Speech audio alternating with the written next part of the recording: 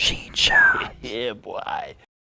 What's going on, guys? Welcome back to the Sheen Shots channel. As you might have guessed it, today's video is on 3 outward items that basically change the game. Unfortunately, they can be pretty difficult to get because the drop rate associated with them is very, very low. How low, you might ask? Well, let's just say it gets down to like 0.2% in some places. Yeah, most people might not have even heard about these. One of these items you may recognize pretty easily, so I'm going to end with that one and start with the 2 items that might have the lowest drop rate in the game.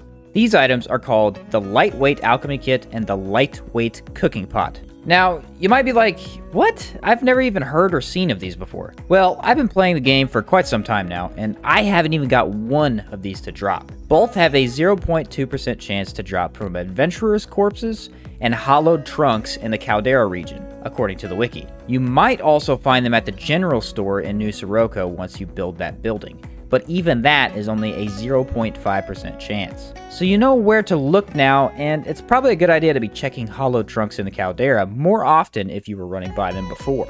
As far as what these items do, well, they're just replacements for the standard cooking pot and alchemy kit.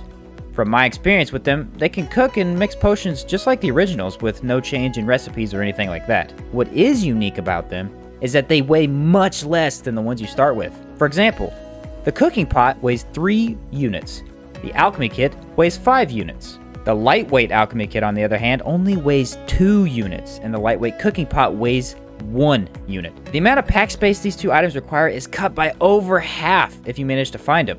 Of course, you could transfer items over by simply spawning your old character into a new world and dropping them to your new character. In this way, you only need to find these 2 lightweight items one time if you really feel like it. After that, you can always carry around an alchemy kit and cooking pot at the same time for only 3 weight. This makes crafting and cooking much more accessible to those of us who want to use it on the run. If you plan on crafting potions and foods, then these 2 items are a must-have. Of course, Caldera is a bit harder sometimes because the enemies over there are no joke. But just running around looting stuff doesn't mean you have to take on the enemies. Another good way of looking for these items is to just build the town immediately after finishing your faction quest until you have the general store. Then just reset the store by sleeping 3 days and do this over and over until the general store has that lightweight version of your cooking pot or alchemy kit. No dangerous adventuring required.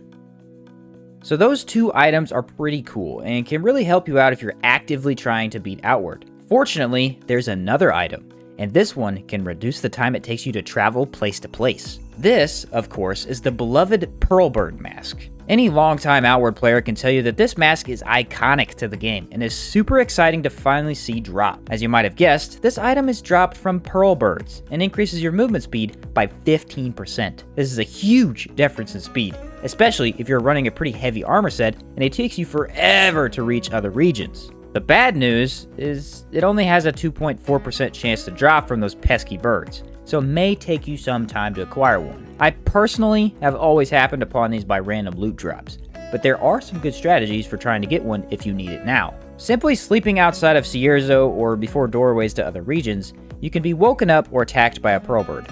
So essentially, you sleep over and over as you kill the Pearlbirds that wake you up. Unfortunately, bandits can also attack you in your sleep, so you must be prepared to take on a few of them. Sleeping near Cierzo is always a great option, since you can just enter the town if a bandit gets the upper hand on you. Basically, just find a spot where you consistently get ambushed by a Pearlbird, and sleep in a tent unguarded. This can work pretty well, but it may still take you quite a long time to get the mask to drop, so either be patient, or just kill Pearlbirds as you play the game. A fun thing to note here is that you can actually throw this Pearlbird Mask into a legacy chest and turn it into a black Pearlbird Mask. This will raise the movement speed it offers up to 17%. Throw this mask into a legacy chest and you can get the Jewelbird Mask. This one has a sweet 19% movement speed bonus, as well as looking pretty cool. The easiest way to legacy chest this is to start the Blue Chamber faction quest and then open the sort of garage-looking door in Cierzo storage. Then use that character as your legacy every time, or just transfer the mask over to each new character you play.